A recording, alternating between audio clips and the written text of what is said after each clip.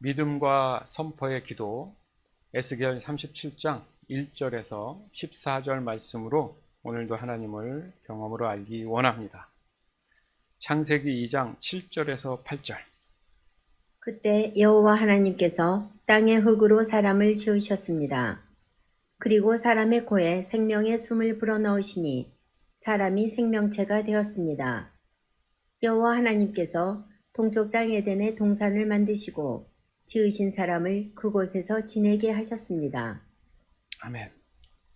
이 말씀에서 보면 땅의 흙으로 사람을 만들었다. 1장에 보면 그냥 하나님의 형상대로 사람을 만들었다고는 하는데 2장을 넘어가면서 좀 더 구체적으로 사람이 어떻게 만들어졌는지를 설명하고 있습니다.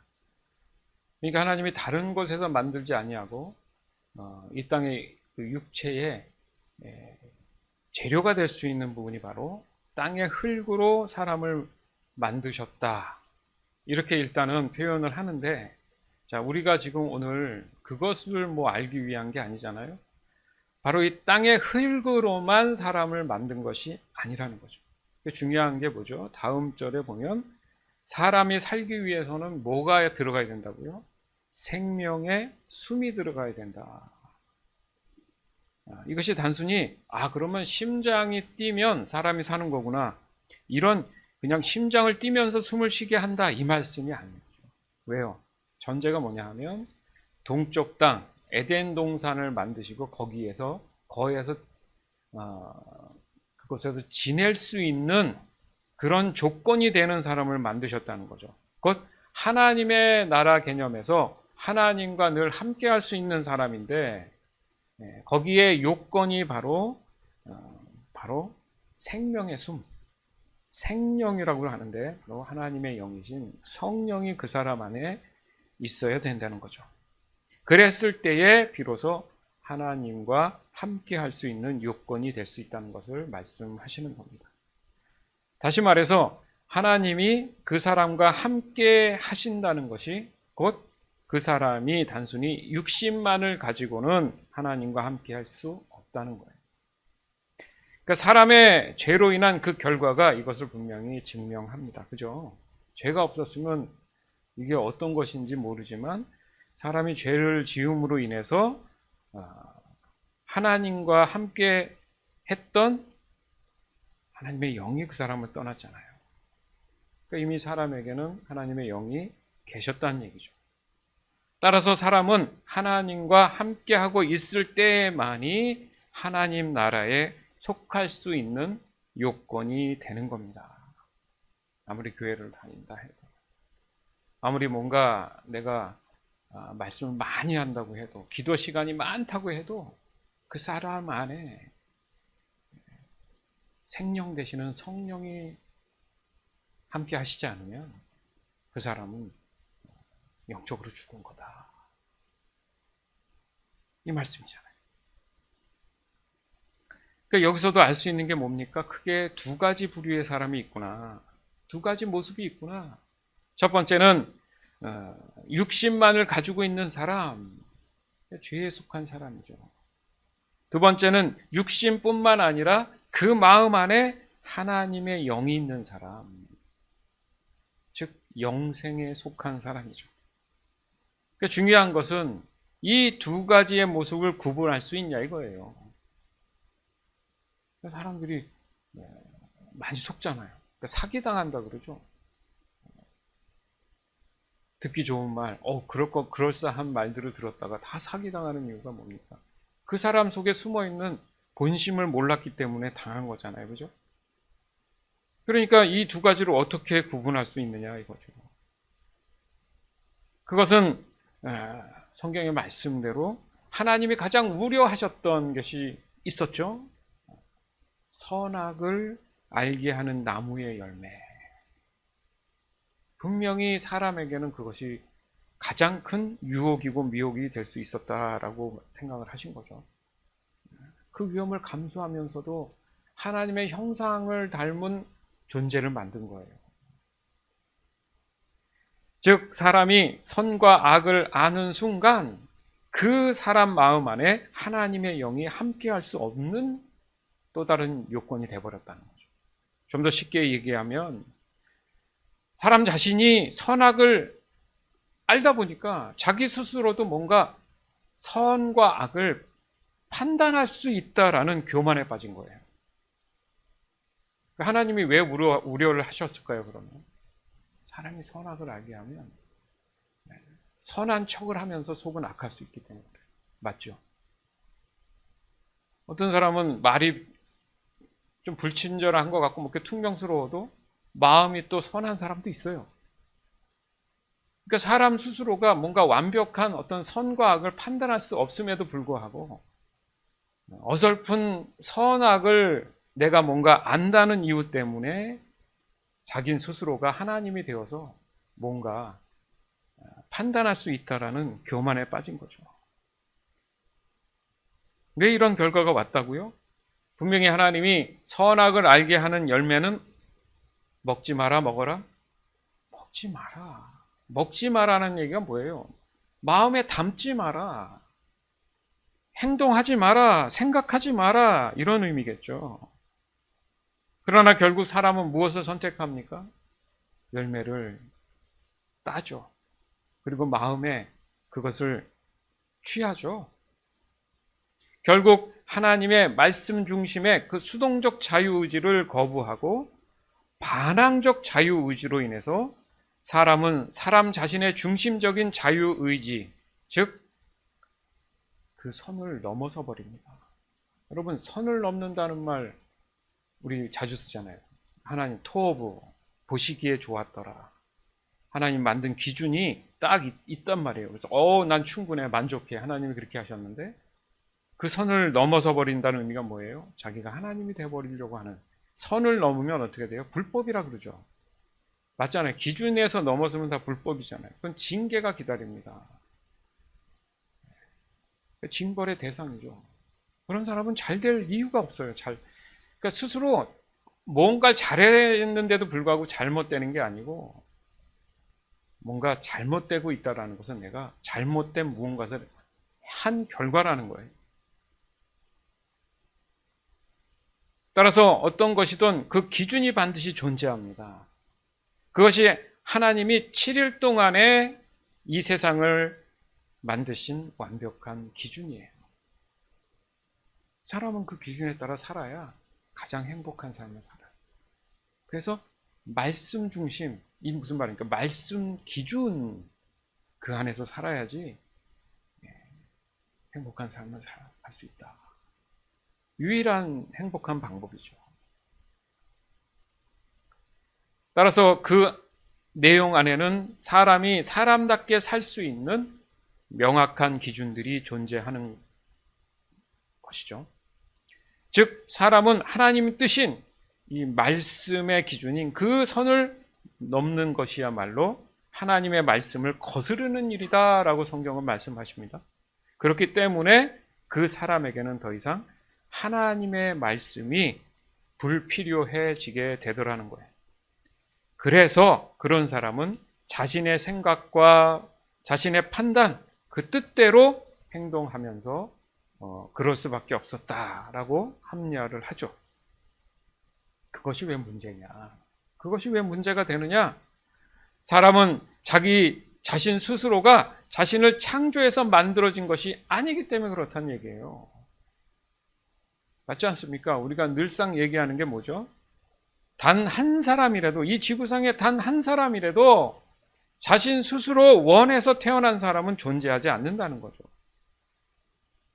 그 외에 다른 설명이 필요하겠어요? 내가 나를 창조했다든가 내가 이번에 태어나야지 해서 태어난 사람이 있어요? 존재하지 않는다는 거예요, 여러분. 좀 더 깊이 있고 진지하게 한번 생각을 해봐야 되는 거예요. 그렇기 때문에 내 의지와 상관없다는 것은 누군가에 의해서 내가 만들어졌다는 거죠.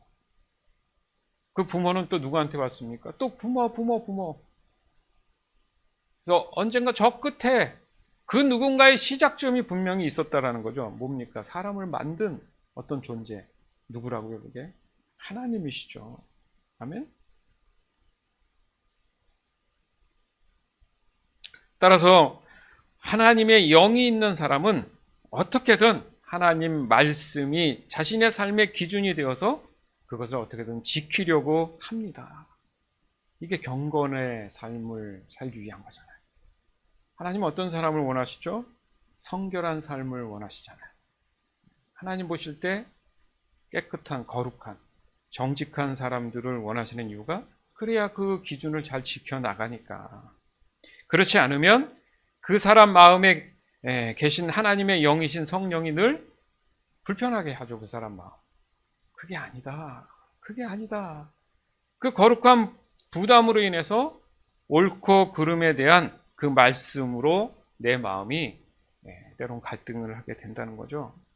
이제 그런 상황 속에서도 자신의 생각들이 끊임없이 불쑥불쑥 올라옵니다. 그러다 보면 판단이 흐려져서 그른 판단을 하는 경우도 발생을 하게 되죠. 그런 경우에 곧바로 마음의 평안이 사라지더라는 거예요. 그래서 늘 삶이 불만족스럽고 부정적인 생각들이 자신을 지배하게 된다는 거죠. 반면 하나님의 영이신 성령이 그 사람의 마음에 아예 없는 사람들도 있지 않습니까? 그 사람은 굳이 설명이 필요 없겠죠. 그냥 세상에 속한 사람이니까요. 그냥 늘 이기적이고 자기 생각만 하는, 마냥 모든 것이 자기 중심적으로 지구가 돌아가고 있다라고 생각하는 그런 경우의 사람이겠죠. 이를 비유로 말씀하신 내용이요, 성경에는 차고 넘칩니다. 왜요? 그러지 말라는 뜻이죠. 하나님은 그러지 말라는 의미는 너 안에 하나님의 영, 성령이 없기 때문에, 하나님 원하시는 것은 그 안에 성령이 함께하기를 원하시기 때문에. 에스겔 37장 1절에서 7절. 여호와의 손이 내게 임했고 여호와의 영이 나를 이끌어내어 한 계곡 가운데 두셨는데 그곳에는 뼈들로 가득 차 있었다. 그가 나를 뼈들 가운데로 이리저리 이끄셨고 나는 그 계곡 바닥에 있는 수많은 뼈들을 보았는데 그 뼈들은 아주 메말라 있었다. 그가 내게 사람아, 이 뼈들이 살 수 있겠느냐 하고 물으셨다. 나는 주 여호와여, 주님만이 아십니다 라고 말했다. 그때의 여호와께서 내게 말씀하셨다.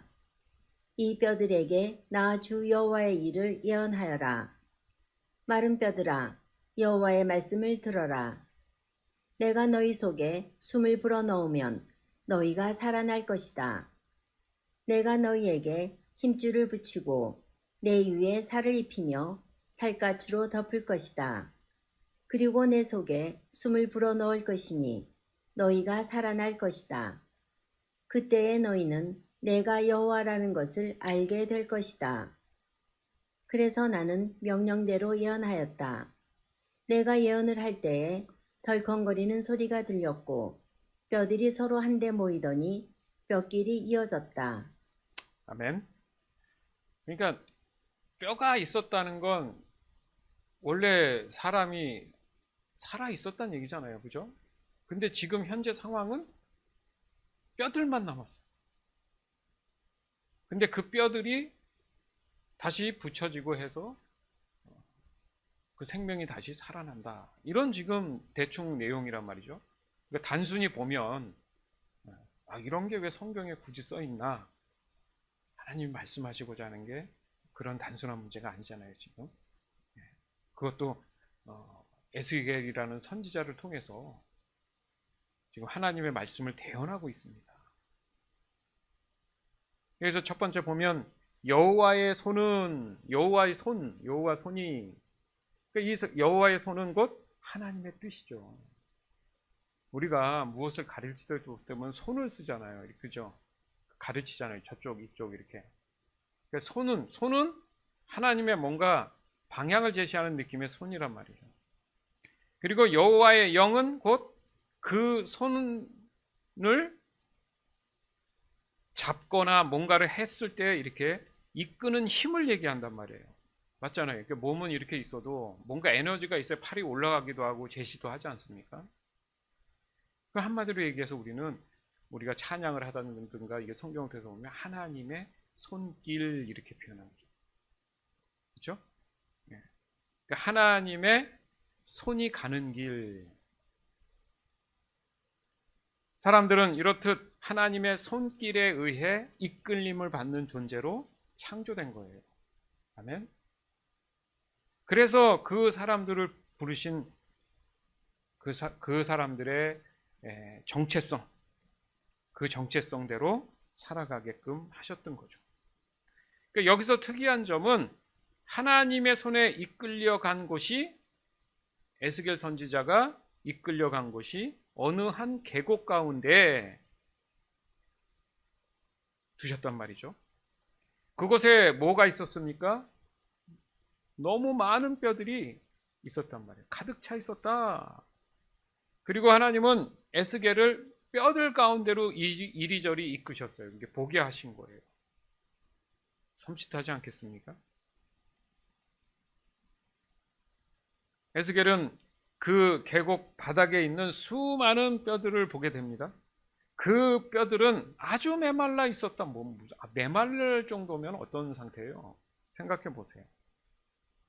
쉽게 말해서 죽은 수많은 시체들이 굉장히 오랜 시간 동안 방치되어서 뼈가 바짝 말라 있었다라고 이렇게 볼 수가 있는 거죠. 왜 이걸 보여주셨나 생각을 우리가 해야죠. 즉 신앙적인 측면에서 보면 바로 죄로 인한 사망을 맞이할 수밖에 없었던 존재들이 거기에 쌓여져 있었다라는 의미로 볼 수 있죠.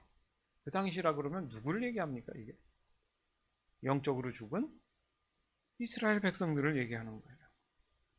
즉 육신도 육신이지만 하나님의 영이 없는 삶이 어떤 모습이에요? 피폐한 모습이죠. 말하자면 걸어다니는 영적인 죽은 송장과도 같은, 우리가 흔하게 말하는 좀비? 겉모양은 사람인데 사람이 아닌 그런 모습으로 영적인 관점에서 보면 알 수가 있다는 거죠. 하지만 단순히 이런 모습만을 보이시기 위한 그런 의미가 하나님 뜻일까? 그렇지 않다라는 거죠. 하나님이 궁극적으로 에스겔에게 보여주시고 대언하시기를 원하는 게 3절 이하죠. 사람아, 이 뼈들이 살 수 있겠느냐? 에스겔에게 지금 물어본 거예요. 에스겔이 뭘 안다고 물어봤겠습니까? 당연히 에스겔의 답은 뭡니까? 주 여호와여, 주님만이 아십니다. 그러니까 자기는 판단할 수도 없고 모른다는 거죠. 그때에 여호와께서 내게 말씀하셨다. 이 뼈들에게 나 주 여호와의 일을 예언한다. 무슨 일을 하실지를 지금 너한테 대언한다. 이 뜻이죠. 마른 뼈들아, 여호와의 말씀을 들어라. 좀 황당하죠. 분명히 그 뼈들이 말라서 다 죽은 상태인데 어떻게 말씀을 들어요? 그런 거 보면 아까 말씀드린 살아있는 송장과 같은, 그러니까 영이 맑은 거죠. 영이 완전히 말라서 피폐한 상태라는 거죠. 우리의 삶은 육신의 삶이 전부가 절대 아닙니다. 그렇죠? 사람에게는 유일하게 선악을 아는 그런 고통이 존재해요. 명심하세요. 그래서 사람을 자꾸 판단하는 거예요. 그게 도리어 나한테는 독입니다. 독. 에스겔처럼 뭔가 하나님 앞에 섰을 때 판단할 수 없는 게 복이죠. 그로 인해 더욱 하나님을 거부하려는 그 죄성이 갈등을 유발하더라는 겁니다. 그래서 이 뼈들이 살 수 있느냐? 이렇게 물으신 거죠. 그 믿음에 있어서 그들이 구원함을 받을 수 있느냐라는 질문이에요.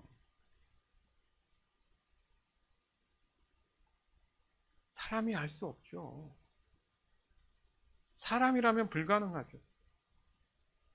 만약에 여러분 앞에 진짜 마른 뼈들이 막 쌓여 있다고 생각해 보세요. 지금 우크라이나 전쟁이 진짜 1년을 이제 바라보고 있는데 여러분 얼마나 많은 사람이 죽은지 몰라요. 우리는 감이 없지만요. 그 우크라이나 사람들 한번 생각해 보세요. 지금 키이우 그 수도에 계속 이란제 드론 폭탄이 날라와요, 여러분. 어설픈 그 폭탄이 날라와서 여기저기 터져서 지금 전기가 40%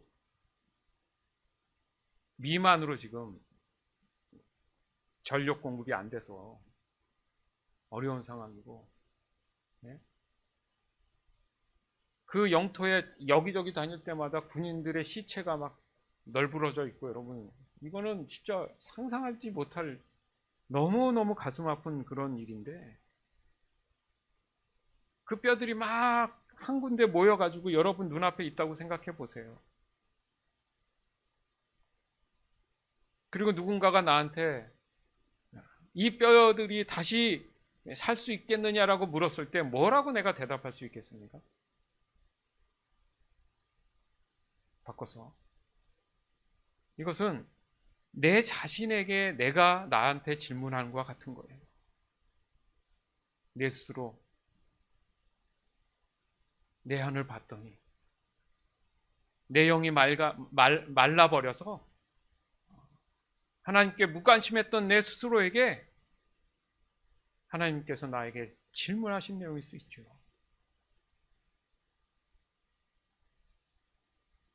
주 여호와여, 주님만이 아십니다.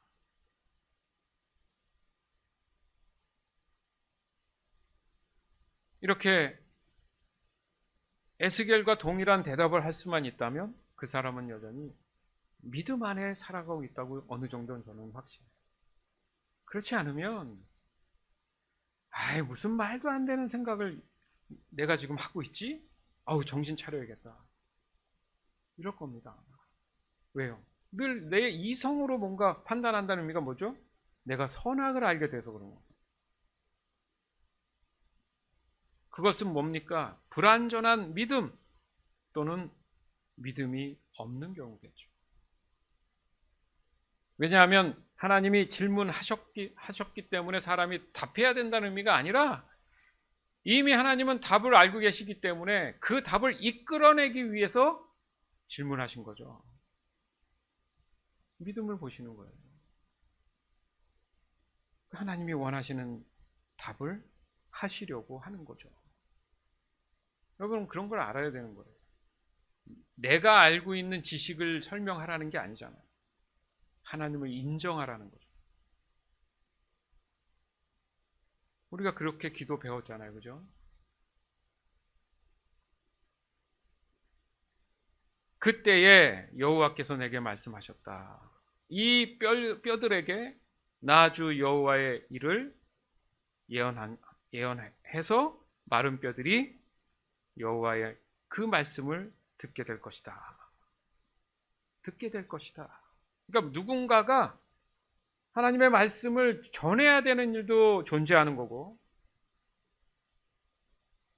말라버린 그 영혼, 성령이 없는, 하나님의 영이 없는 사람에게 그 말씀이 들리게끔 하는 이유가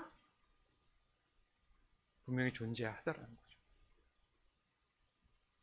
이 대목이 바로 오늘 우리가 함께 나누고자 하는 믿음과 선포의 기도에 대한 핵심 내용이에요. 즉 하나님은 기다렸다는 듯이 바로 명령하십니다. 이것을 이끌기 위해서 하는 거예요.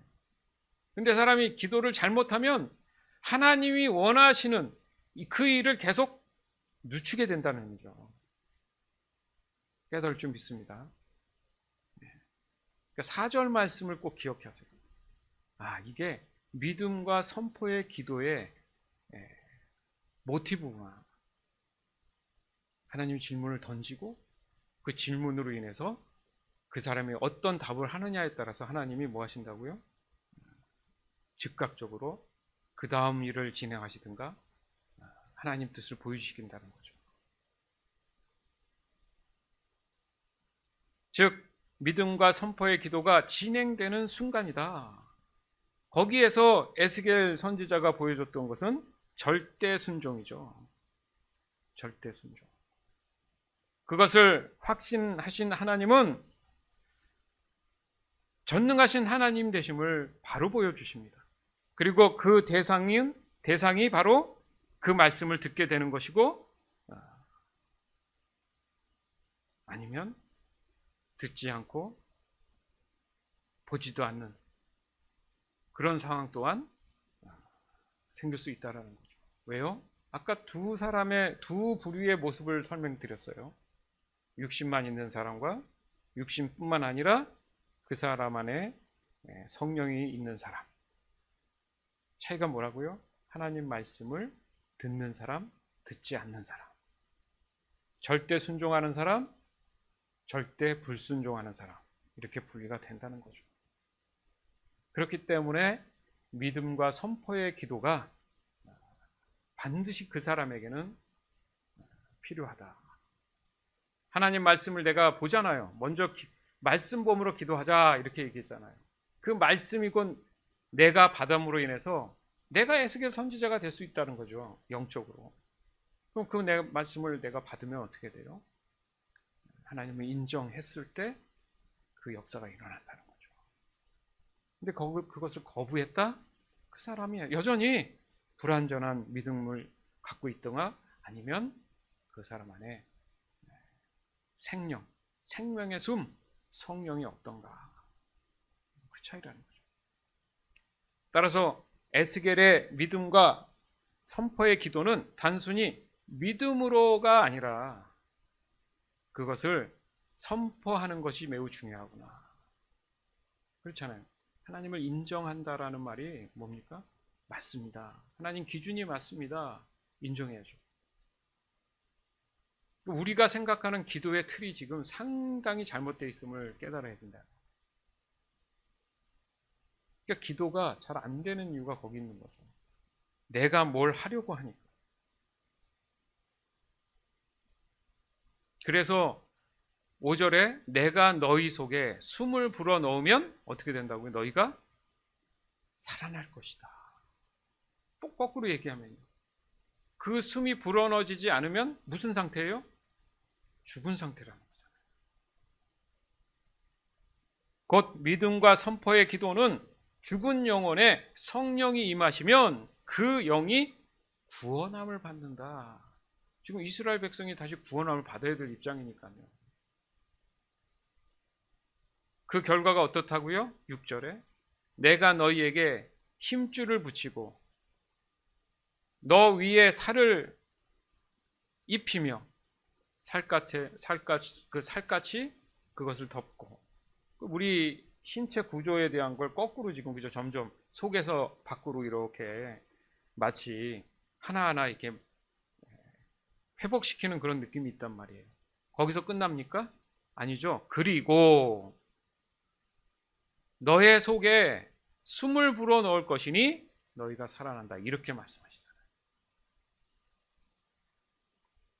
우리의 삶은 단순히 육신의 만족을 위한 삶이 아니구나. 이거 깨달아야 되는 거죠. 그냥 배부르고 살만 찌는 거예요. 잠깐 기분은 좋을 수 있죠. 그게 진정한 사람의 삶이 아니구나. 중요한 것이 그 사람 안에 누가 임재하고 계셔야 된다고요? 성령이, 하나님의 영이 임재하고 계셔야 될 때 그게 바로 진짜 사는 거다. 진짜 사는 거다. 이렇게 하나님이 말씀하시는 겁니다. 우리가 그냥 사는 게 아니다. 그거 맞는 말이거든요. 그죠? 근데 그 성령이 충만한 사람은 그런 말 안 하거든요. 살만 난다. 생기가 돈다. 이렇게 얘기한단 말이에요. 그때서야 뭐라고 표현합니까? 너희는 내가 여호와라는 것을 알게 된다. 자, 이제 뭐가 이렇게 퍼즐처럼 끼워 맞춰주죠? 그때서야 알게 된다. 하나님인 줄. 당연한 결과죠. 왜요? 그 사람 안에, 그 사람 마음 안에 성령이 임하니까, 아, 하나님이 살아계시는구나. 오, 하나님이셨네. 알게 된다는 거죠. 하나님을 잘 모르는데요. 점검해 보세요. 왜요? 성령께서 지혜를 주셔서 알게 하시는데 내가 모른다는 거는 좀 냉철하게 내가 나를, 내 영, 내 안에 있는 영적인 상태를 돌아봐야 되는 겁니다.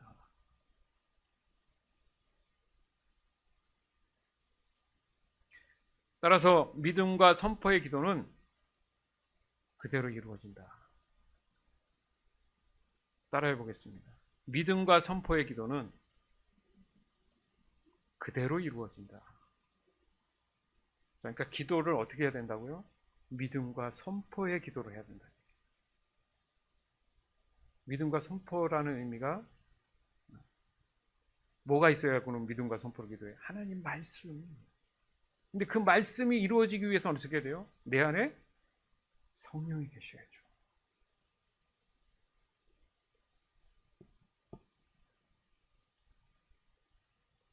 그렇게 믿음과 선포의 기도를 누가 했습니까? 에스겔이 했잖아요. 그러니까 7절에 보니까 그래서 나는 명령대로 뭐 했다고?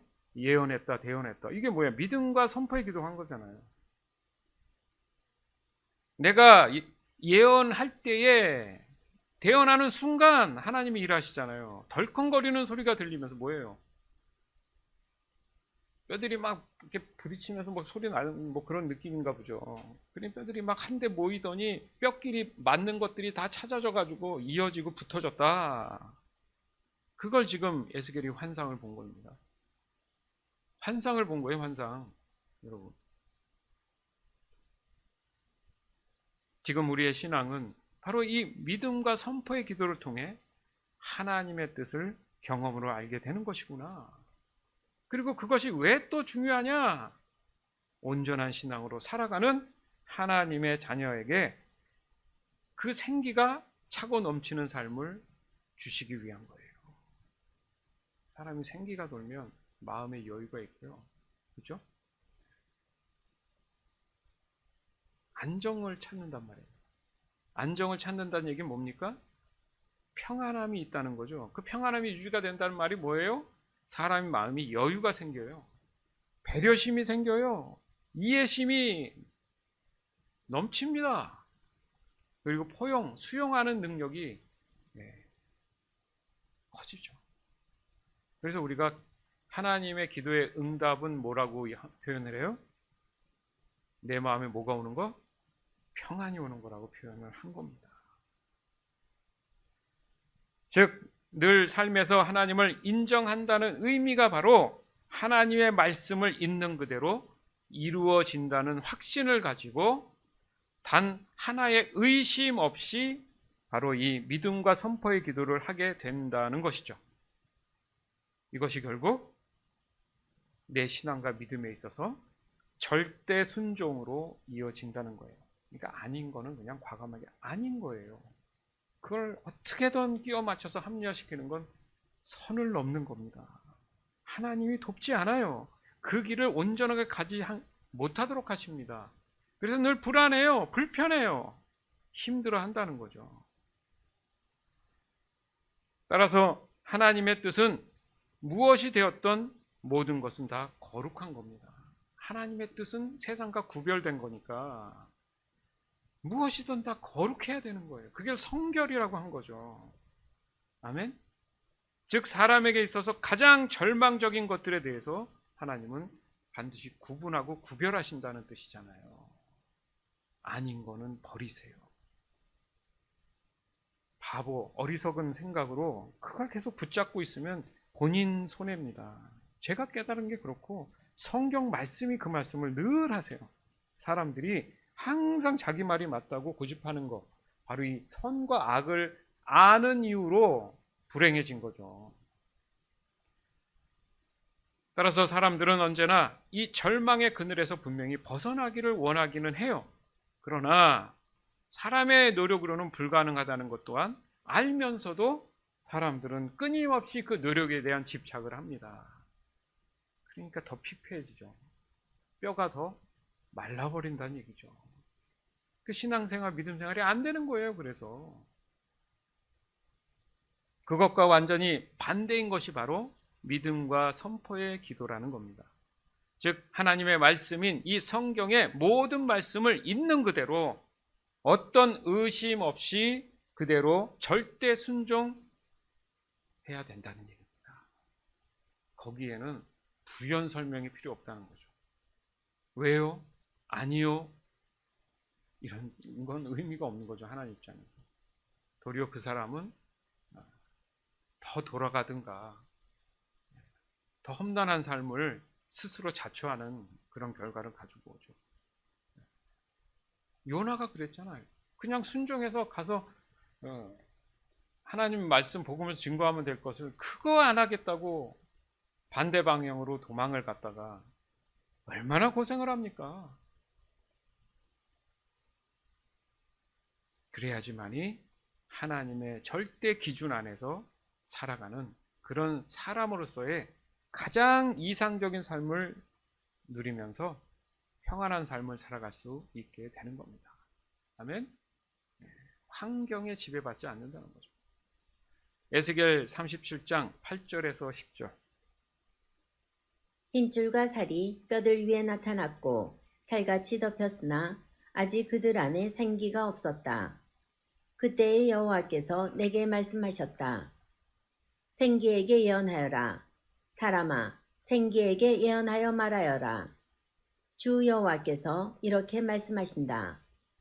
오 생기여, 죽임당한 이들 속으로 들어가 이들을 살게 하여라.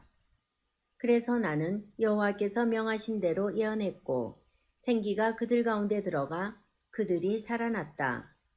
그들은 발을 딛고 일어나 매우 큰 군대를 이루었다. 아멘. 여러분 이제 뭐 적용이 다 되잖아요. 그죠? 죽음 당했다라는 것은 죄로 인해서 그 마음에 하나님이 떠난 것을 이제 회복하시기를 원하시는 그런 뜻이잖아요. 믿음과 선포의 기도를 통해서 놀라운 하나님의 은혜가, 구원의 은혜가 임하게 되었다는 얘기죠. 다시 말씀드립니다. 육신의 삶이 다가 아니다. 눈에 보이는 게 다가 아니다. 사람의 만족과 쾌락과 이기심, 그 모든 것들이 다가 아니다. 다가 아니다. 사람에게 있어서 가장 중요한 것은 그 사람 안에 생기가 있어야 진짜 사람이다. 곧 성령이 계셔야 된다. 명심하세요. 그러니까 생기에게 명령해서 뭐 이렇게 나오잖아요. 그죠? 오 생기여 이들에게 들어가라 뭐 이렇게 표현하신 거 보면 기억나죠? 예수님이 제자들한테 오셨을 때 그들에게 뭘 해요? 생기를 부어넣으신 거 기억나시죠? 말씀에. 그래서 그들이 성령의 충만함을 받잖아요. 이게 말씀에 대한 예언이에요.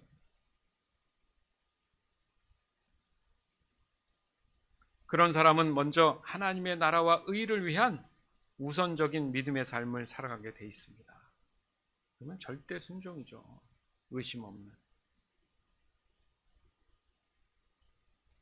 만약에 에스겔 선지자가 작은 의심이라도 있었다면 이스라엘의 구원의 기회조차 아마 주어지지 않았을 겁니다. 지금도 수많은 분들이 이런 복음을 전하고 있잖아요. 그것을 믿음으로 듣고 순종하는 사람들이 있는가 하면 여전히 거부하는 사람들이 있겠죠. 가는 길이 달라요. 주저해서는 안 돼요. 오늘 이 시간에 결단이 있을 때 후회 없는 삶을 살 수 있습니다. 아멘? 솔직히 얘기하면 잘 모를 때는 질질 끌려 다녔잖아요. 솔직히 얘기하면 맞죠? 저는 안 그랬겠습니까? 내가 그걸 다 안다고 생각해, 다는 아니어도 남들보다는 잘 안다고 생각했는데 어떻게 그 결과는 어땠어요? 돌아보면 세상에 질질 끌려 다녔잖아요. 지칠 대로 지치지 않았습니까? 더 이상은 그 길을 가고 싶지 않잖아요. 그런데 길이 있잖아요. 이렇게. 하나님 말씀이 믿음과 선포의 기도로 우리에게 와 있습니다. 그것을 어떻게 하면 돼요? 과감하게 육신의 생각을 버리고 내 안에 성령이 주시는 생각을 따라 담대하게 정리할 건 정리해 가면서 그 선을 지키려는 그런 믿음을 보여줬을 때 하나님이 그 사람에게 역사하는 거다. 아멘? 지금 그 말씀 하시잖아요. 그러니까 지금 우리가 기도도 그냥 막연한 기도는 의미가 없다는 거죠. 한 번 하더라도 우리가 함께 나눈 이 기도에 대한 귀한 진리를 알고 있다면 그대로 하면 답이 나온다는 얘기니까 여러분. 즉 예스겔 선지자의 이 믿음과 선포의 기도는 다른 사람을 구원해주는 그 기회를 제공하는 매우 중요한 위치에 있는 사람이구나. 저와 여러분이 개개인적으로도 그렇고 복음을 전하는 이유가 거기 있잖아요. 어제 토요일도 전도 나갔습니다. 늘 얘기하지만 마트 앞에서 복음지를 전하고 예수 믿으십시오 한다고 해서 확률적으로 그렇게 많은 교회들이 하지만 그거로 인해서 교회로 오는 경우는 꽤 드물어요. 그럼에도 불구하고 그 마음에 구령의 열정이 있어서 단 한 사람이라도 주님 구원의 기회가 제공되어야 되지 않습니까? 그게 바로 믿음과 선포의 기도예요. 요즘 젊은 사람들이 마트에 서가지고 복음지 전하는 거 여러분 보셨어요? 어디 가서? 다 가면 나이 드신 분들 서 있지요.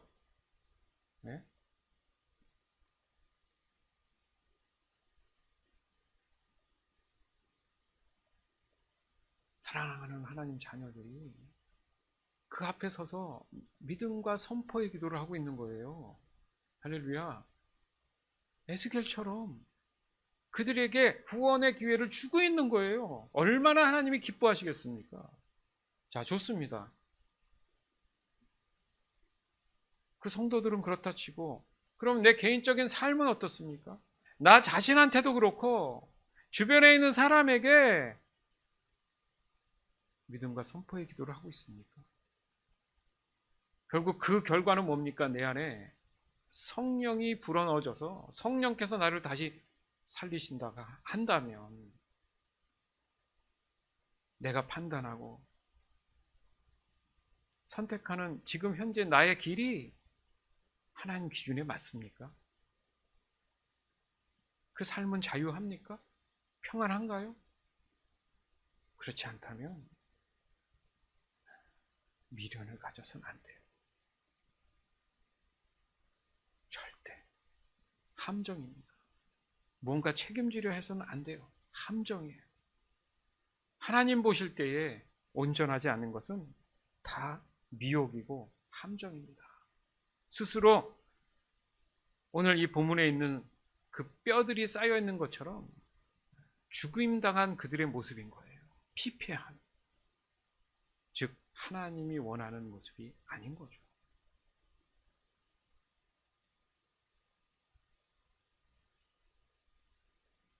따라서 이 믿음과 선포의 기도와 동일한 바로 하나님의 뜻의 기준을 그대로 있는 그대로 행할 수 있는 그 순종이 있는 그 담대함이 있는 그런 모습으로 우리가 믿음 생활, 신앙 생활 해 나가야 된다는 얘기입니다. 다른 사람 몰라도 여러분 우리 저와 함께한 이 소중한 이 공간과 지체로서의 이 삶 가운데에 그 누구도 누락되거나 뒤처지지 않기 원하지 않겠습니까? 똑같은 모습으로 똑같이 하나님 앞에 정직한 영으로 성결한 모습으로 하나님 앞에 당당히 섰을 때에 그것만으로도 우리가 영생함을 얻었기 때문에 늘 평안과 기쁨으로 살아갈 수 있다는 얘기죠.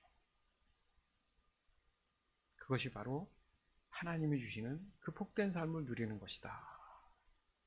시편 3편 8절, 에스겔 37장 11절에서 14절.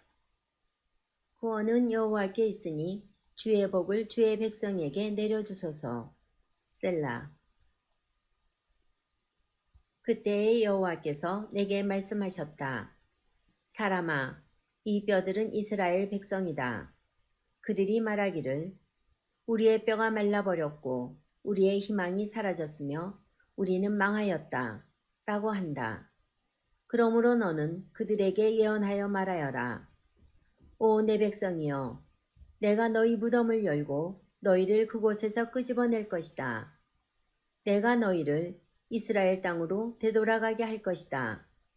내 백성아, 내가 너희의 무덤을 열고 너희를 그곳에서 끌어낼 때에 너희는 내가 여호와라는 것을 알게 될 것이다. 내가 나의 영을 너희 속에 두고 너희가 살 수 있게 할 것이다. 그리고 내가 너희를 너희 땅에 정착시킬 것이다. 그때에 너희는 나 여호와가 그것을 말하였고 이루었다는 것을 알게 될 것이다. 나 여호와의 말이다. 아멘. 여러분 정착해야죠. 정착. 네? 정착. 왜 여기에 하나님께서 가장 마지막에 큰 선물처럼 주시는 게 뭐예요? 정착이잖아요. 정착. 어떻게 했을 때에 나의 영, 곧 성령이 너희 마음 안에 있을 때, 그러니까 나의 영을 너희 속에 두고 너희가 살 수 있게 하겠다. 그게 정착이에요. 정착. 네. 분명히 말씀하시죠? 이 뼈들이 누구라고요? 이스라엘 백성. 근데 뼈들이 죽었는데 무슨 말을 해요? 근데 하잖아요, 이게. 우리의 뼈가 말라버렸고 우리의 희망이 사라졌고 우리는 망했습니다. 아, 맞네요. 이게 육신의 모습을 얘기한 게 아니라 영적으로 말라 죽은 상태를 얘기하잖아요. 결과가 뭐라고요? 망했다. 그렇기 때문에 그 표현을 뭡니까? 사람이 죽으면 무덤에 있으니까 그것을 무덤을 열어서 그곳에서 너희를 끄집어 주겠다. 할렐루야 아닙니까? 야, 이것같이 큰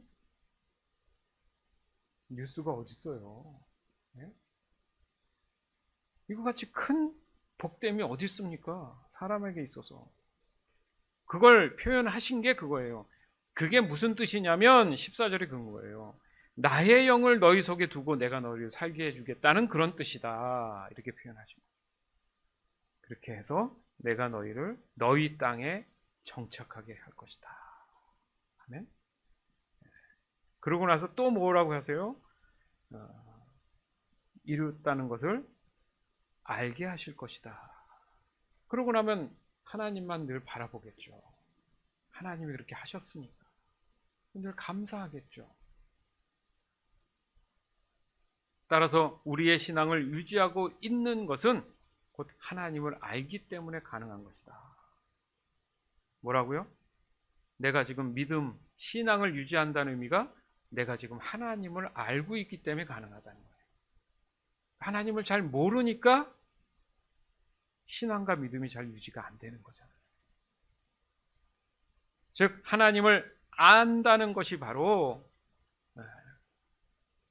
내 마음을 무덤처럼 죽어버린 내 영의 마음을 열어주셔가지고 그 안에 성령을 부어주시니까 죽은 내 영이 어떻게 돼요? 부활했어요. 예수 그리스도에 인해서 우리가 부활함을 얻었다. 이게 뭡니까? 새 생명을 얻었다. 거듭났다는 거예요. 할렐루야. 따라서 인생 모두, 사람의 삶의 모든 것은 하나님의 뜻에 의해서 이루어져야 되는 거구나. 아멘. 그게 기준입니다. 기준. 그게 선이에요. 라인, 딱 커트 라인이란 말이죠. 그런 결과 성경이 말씀하시는 복된 삶, 그 복된 삶을 누릴 수 있다. 날마다 믿음과 선포의 기도가 살아있는 여러분, 믿음과 선포는 곧 하나님의 영, 성령이십니다. 그것을 표현하기를 생명을 불어넣는다라고 얘기하시죠. 살아있는 기운이죠. 살맛나게 하시는 거죠. 그게 평안이죠. 믿음과 선포의 기도는 곧 성령이 내 안에 계심을 확증하는 것이고 결국 사람이 평안한 삶을 누리기 위한 하나님의 말씀을 믿음으로 선포하는 것이기 때문에 하나님의 뜻이 온전히 그 사람을 통해 실현된다. 이겁니다. 막힌 것을 여러분 뚫어야죠. 오늘 말씀 딱 붙잡고 내 고집과 아집들 다 내려놓고 내 기준들 다 내려놓고 내 것이 아님을 고백하고 하나님 앞에 온전히 무릎 꿇고 고개 숙이고 계셔보세요. 하나님이 그 사람을 치유하고 고쳐주십니다. 즉 하나님의 뜻이 실현되기 위한 그 믿음은 오늘 본문에 에스겔 선지자의 어떤 믿음이라고 표현하기보다는 하나님의 뜻에 절대 순종해서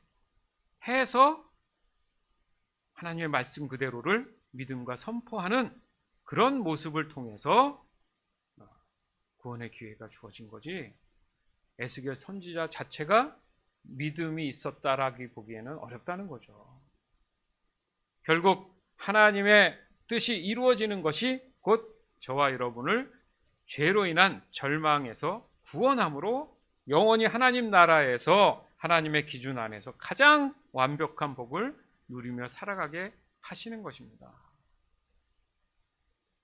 그게 우리가 살아가는 삶에도 유지가 일단 맛볼 수 있는 삶을 주신 거예요. 너무 감사하지 않습니까? 그러니까 준비하는 기간이죠. 준비하는. 따라서 언제나 천국을 소망하며 지금 우리에게 주어진 이 현실의 삶에서 어떤 순간이든 간에 오직 성경이 말씀하시는 모든 말씀 하나하나를 내 삶 안에 나도 그렇고 내가 말하고 행동하는 그 모습 속에서 다른 사람을 향해서도 그렇고 바로 믿음과 선포의 기도를 이끄시는 그 성령을 더욱더 의지하면서 절대 순종함으로 담대하게 어떻게든 세상과 구별된 삶, 거룩한 삶, 정결한 삶, 정직한 삶을 살아나가는 그런 모습 속에서 하나님께서 우리에게 평안과 기쁨을 주실 줄 믿습니다. 아멘.